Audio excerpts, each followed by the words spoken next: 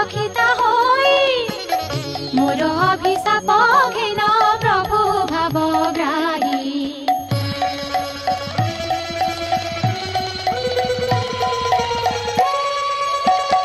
सत्यजीवी चंद्र सूर्य उतियात जात तुमको वंदन मिलू आहे जगन्नाथ 12 वर्ष जाए तुम्हे दरिद्र होइबा अन्न वस्त्र जल जे तुमको न मिलिबा